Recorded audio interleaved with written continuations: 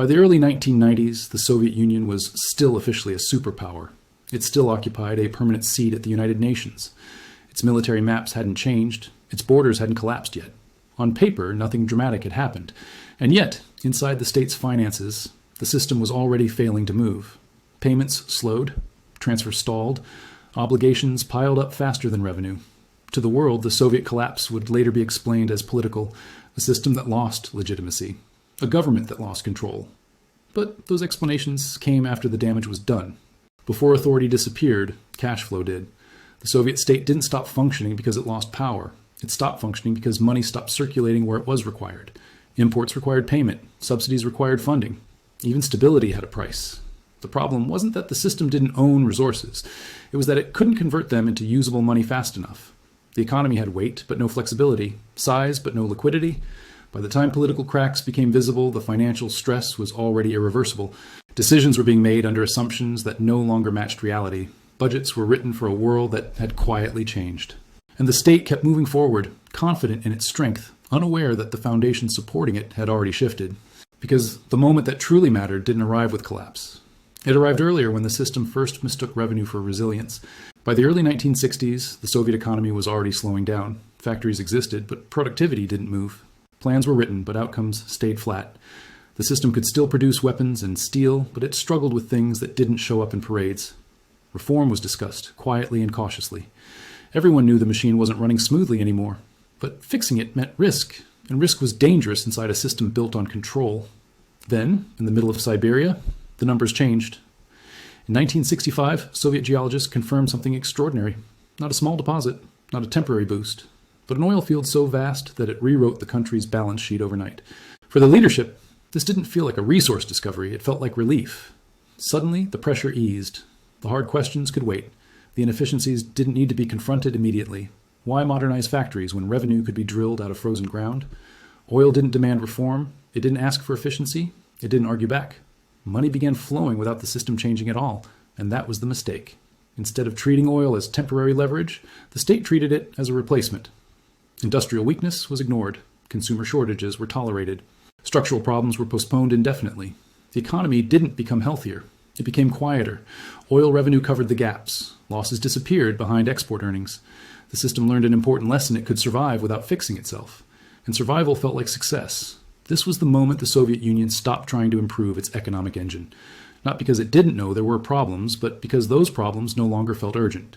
Easy income changes behavior. It rewards delay. It encourages confidence without discipline. By the end of the decade, oil wasn't just a resource. It had become the solution to every problem that required effort. And once a system learns that shortcut, it doesn't prepare for the day when the shortcut disappears. Because the more the state relied on oil to compensate for weakness, the less capable it became of functioning without it, even as the money kept coming in. By the early 1970s, the timing couldn't have been better. Global oil markets tightened. Supply shocks hit the West. Prices climbed faster than anyone had expected. For the Soviet Union, this wasn't just good news. It was a transformation. Oil exports that once filled gaps now dominated the balance sheet. Hard currency flowed in from abroad, quietly and consistently. The same system that struggled to produce consumer goods suddenly had cash to spend. And with cash came comfort. Food prices were kept artificially low. Housing stayed heavily subsidized. Shortages still existed, but frustration softened. The state learned it could by patience. Oil money didn't just stabilize the economy. It stabilized politics. Military spending expanded without debate. New programs were funded without asking where the returns would come from. Allies were supported. Client states were kept afloat. Influence became something that could be paid for. This wasn't discipline. It was indulgence. Because oil revenue didn't demand efficiency, nothing else was forced to improve. Factories stayed outdated. Productivity stagnated. Innovation slowed. But none of that showed up where decisions were made. As long as export earnings rose, the system looked strong. Budgets balanced on paper. Losses disappeared behind foreign income. The economy felt insulated from reality. What mattered wasn't output. It was income. And income kept arriving. The leadership didn't ask whether this strength was permanent. They didn't need to. The numbers worked. Oil turned into a universal solution. Any pressure could be absorbed. Any inefficiency could be tolerated. Any delay could be justified. The state wasn't building resilience. It was consuming momentum. Because the more oil paid for stability, the less incentive there was to change how the system functioned underneath. By the end of the decade, the Soviet economy had learned to depend on conditions it didn't control. prices set elsewhere. Demand shaped abroad. Currency earned only as long as markets cooperated. And while the money kept flowing, that dependence didn't feel like a risk. It felt like proof that the system was working. By the late 1970s, the Soviet economy had quietly crossed a line. It was no longer just earning from oil. It was structured around it. Factories still existed, but they weren't evolving. Modernization was postponed. Machine building lagged behind global standards. Why invest years fixing productivity when export revenue arrived without resistance? Oil had changed the incentive system. Easy income removed urgency. Loss-making industries were tolerated. Inefficiency became normal. As long as foreign currency entered the system, internal weakness could be ignored. But dependence has a cost. The more the Soviet Union relied on oil exports, the more exposed it became to everything it didn't control. Prices were set elsewhere. Demand depended on foreign consumption. Payment arrived only if markets stayed favorable. At the same time, another weakness deepened. Despite controlling some of the most fertile land on Earth, the agricultural system failed to deliver consistent output. Food production stagnated. Distribution collapsed. Spoilage became routine. The result was an uncomfortable irony: a resource-rich state increasingly dependent on imports to feed itself. Grain purchases rose year after year, and those purchases couldn't be made with rubles. They required hard currency. Oil earnings, once a bonus, became essential. They were no longer funding growth. They were funding survival. Raw materials flowed out. Food, machinery, and consumer goods flowed in. The trade balance looked stable only because oil kept compensating for everything else. This wasn't diversification, it was substitution. The Soviet economy wasn't adapting to a changing world. It was narrowing itself around a single revenue stream, and the more it leaned on that stream, the less room it had to respond when conditions shifted. Because a system built on dependency doesn't fail gradually. It holds together until the pressure comes from the one place it cannot escape. By 1985, the assumptions holding the Soviet economy together finally met reality. Oil was expected to finance reform. That expectation shaped every decision. When a new leadership spoke about restructuring, the budget quietly assumed oil would pay for it. But markets had changed. In the mid-1980s, global oil supply expanded. Production increased outside the Soviet sphere. Demand growth slowed as consumers adjusted. The price that once felt permanent began to slip. The assumption of endless revenue collapsed faster than planners expected. When major producers stopped defending high prices, the fall accelerated. Within months, oil traded at levels that erased years of comfort. For the Soviet budget, the impact was immediate. Revenue projections were suddenly fiction. Spending commitments remained real. It was like losing half a salary overnight. Rent didn't fall.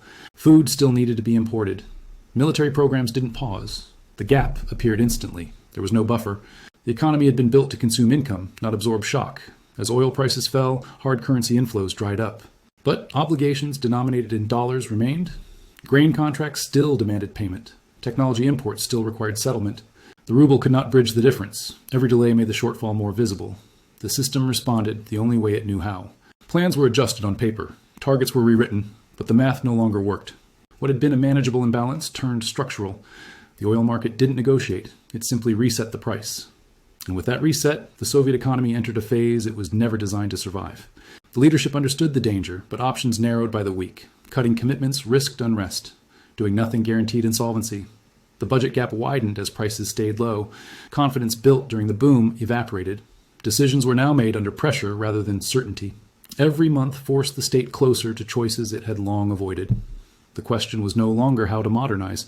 It was how to keep the system running. And that question would push the empire into unfamiliar territory. With revenue shrinking, attention turned outward. Credit began to look less like leverage and more like necessity. Survival replaced ambition and financial planning. The era of easy money was over, even if the spending habits remained. As the shock settled in, the next move seemed unavoidable. It wouldn't restore strength. It would buy time. And time, in this moment, felt like the only currency left. Once oil revenue stopped covering the gaps, the Soviet state faced a problem it had never planned for. The system wasn't designed to run deficits for long. It was designed to command resources, not negotiate for them. Cutting spending wasn't politically safe. Food subsidies held the cities together. Military commitments defined global status. Pulling back risked exposing weakness at home and abroad. So the leadership chose a third option. They borrowed. Western banks were willing. The Soviet Union still looked solid from the outside. It had territory. It had resources. It had gold reserves. And superpowers weren't supposed to default.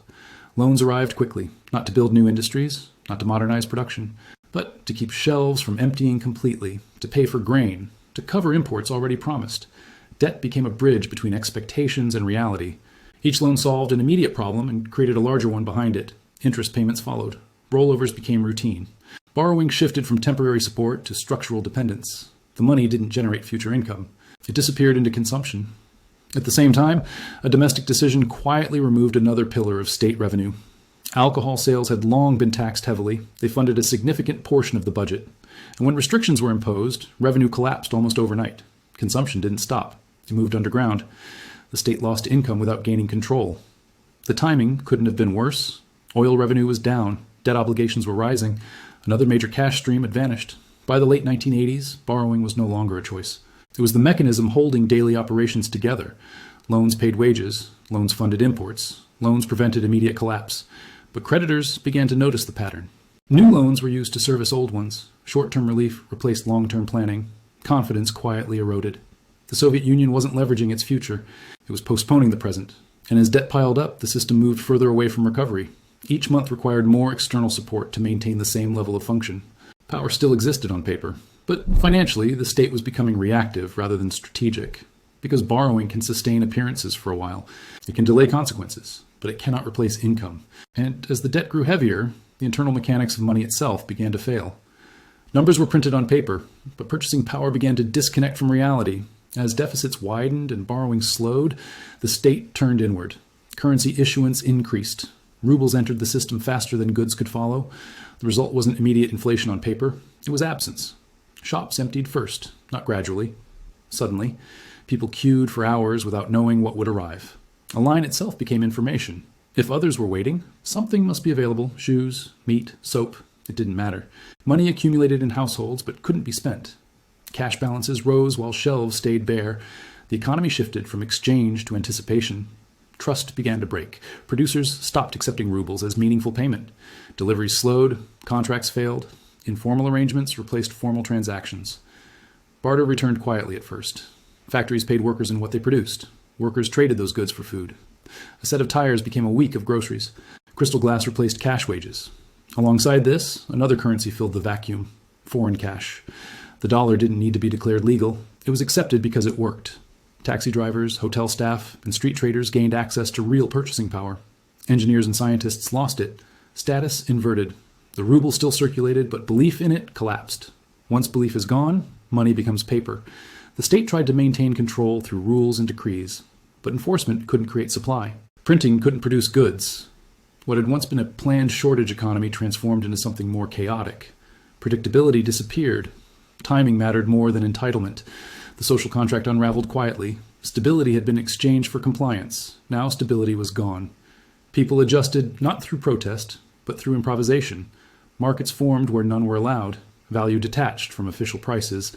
And as money stopped coordinating economic activity, the state lost one of its most important tools of control. Because when currency fails, authority follows. By the time the leadership recognized how deep the breakdown had gone, financial dysfunction had already spread beyond correction. The system wasn't waiting for reform anymore. It was operating without reference to the center. By 1989, the Soviet Union still existed as a state, but its financial center was hollowed out. Eastern Europe was breaking away, and with it, the closed trading system that had insulated Moscow for decades. Goods that once moved on political terms now demanded payment in hard currency. Inside the Union, the same logic spread. Republic governments began to question why their revenues flowed upward while shortages deepened at home. Taxes were delayed, transfers were withheld. What had been a centralized budget quietly fragmented. The central government discovered that authority did not guarantee income. It could issue orders, but not receipts. As cash stopped arriving, the gap between responsibility and resources widened. To cover obligations, reserves were tapped. Gold left the vaults, not as strategy, but as urgency. Shipments were sold abroad to settle immediate bills, often at unfavorable prices. Each sale reduced the margin for the next crisis. Foreign creditors noticed the strain. Payments were late. Interest was rolled over. New borrowing was used to service old commitments. Confidence thinned. Then defaults began, unofficial at first. Cargo waited offshore. Suppliers refused to unload without confirmation. Contracts became conditional. Trust vanished from transactions that once assumed compliance. At home, the center lost fiscal leverage. Republics kept what they collected. The Treasury could no longer coordinate spending across the system. Wages fell behind. Services stalled. Control slipped without a single decree being revoked. The paradox became impossible to ignore. The state commanded nuclear forces, but could not guarantee delivery of food. It claimed sovereignty, but lacked solvency. As revenues collapsed, decisions lost meaning. Policies announced from the center arrived without funding behind them. Execution depended on improvisation, not planning. By the time emergency meetings acknowledged the scale of the failure, the ledger was already broken. What remained was not a functioning budget, but a set of obligations with no reliable payer. And once that reality set in, the question was no longer whether the system could be fixed, but how long it could continue pretending to operate. By the end of 1991, the Soviet Union did not collapse in a single dramatic moment. It simply ran out of ways to pay for itself. The flag came down after the accounts were already empty, after gold reserves were exhausted, after creditors stopped believing. Politics followed finance, not the other way around. What failed was not an idea, but a balance sheet built on addiction. Oil revenue had once masked weakness. When prices fell, the mask came off. Debt replaced income. Printing replaced production. Confidence disappeared last. The new Russian state inherited what remained: international obligations, unpaid loans, interests that did not care about ideology. There was no money to soften the transition. Subsidies vanished. Prices adjusted overnight. Savings evaporated. The shock of the 1990s was not reform. It was withdrawal. Years later, the consequences were still being settled. Defaults echoed through global markets. Payments were renegotiated. Assets were sold. It took decades to close accounts open during the boom. The final debts were cleared long after the empire itself was gone. Not as a victory, as an obligation fulfilled. The lesson is uncomfortable. Resources are not strength. Revenue is not resilience. Luck is not design. The Soviet Union mistook a temporary windfall for a permanent foundation. It built stability on a price it did not control. When that price changed, power became irrelevant. Empires do not end when they lose wars. They end when they lose liquidity. Because missiles cannot buy grain, ideology cannot clear invoices, and a state that cannot afford bread has already reached its end.